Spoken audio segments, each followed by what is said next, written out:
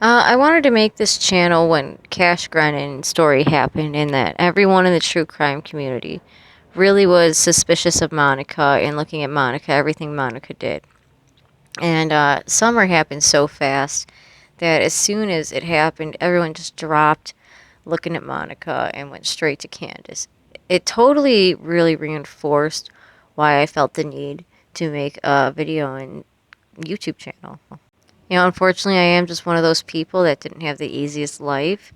And when I am in the situation to see someone like that, I do empathize with them rather than judge. With that said, I don't blame anyone for judging. Really quickly, I do have to say that all of these things you're doing, I don't blame you. I understand. I understand most of this stuff is for the right reasons. It's for the victims. However, I feel like the reason you look at people is for the wrong reasons.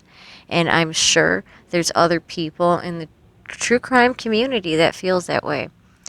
And to me, when Summer Wells' story happened, it kind of did appear that all of YouTube true crime wanted to take one narrative and go with it.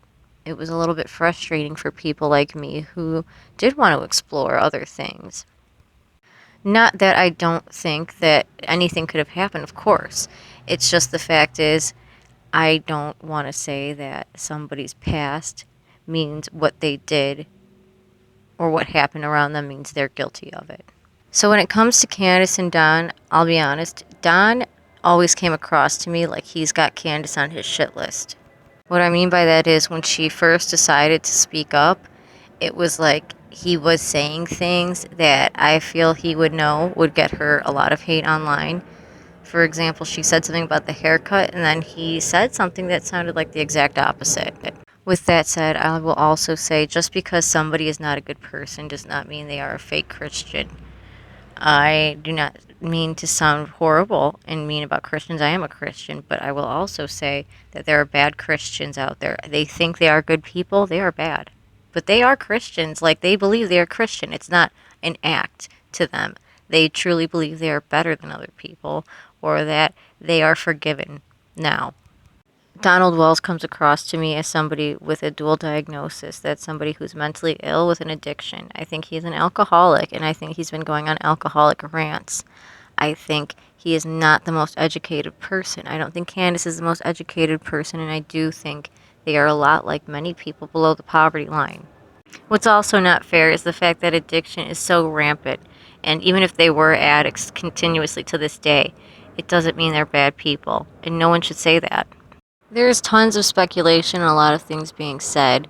A lot of this stuff being said, though, is because people are digging into their past. And while I could see where this logic is coming from, I do also want you guys to understand something. I would try to go to detox over and over and over again when I was using. And one thing I noticed is they would not give you the gold standard of treatment. This would be replacement therapy. I don't care what your beliefs are on it. It's still the gold standard of treatment. If you are treating addicts, you should look into the treatment standards. Now, if you are pregnant, you have to give somebody this because if you risk a fetus's life because you don't want to give them the gold standards, you will be considered malpractice of a doctor because it is illegal not to give them a replacement therapy treatment. But what's really messed up as somebody with a dual diagnosis, I've been to also a psych ward unit. Okay, this has been for before I used, after I used, and for things not regarding using, I've been there. Every time you go there, if you are a smoker, they will give you a nicotine patch. I don't know how many of you guys are smokers, but here's the thing. Smoking is not a physical addiction, it's a mental addiction. Opiates is a physical addiction, though, okay? You wake up in actual withdrawal from it. So what is mind-boggling to me is that they stick a patch on somebody for a mental addiction, but when you have a physical addiction, they will literally sometimes, most places give you nothing. So when we get into the stuff about Candace being a user, it's just not fair, especially because she obviously did not keep using. She's had 4 children. She could not have been using at all her prenatal appointments and all that stuff. She obviously did get herself clean to at least some point at some extent of time.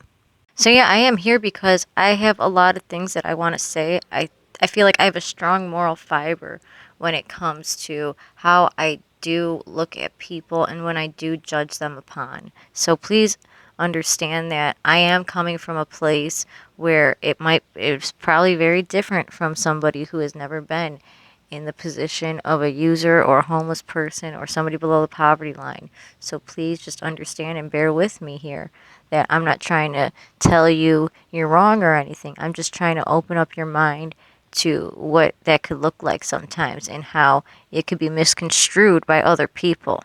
But I sincerely hope to make videos that can help addicts and all sorts of other problems. I hope you've enjoyed this video and I hope you have a blessed day. Thank you.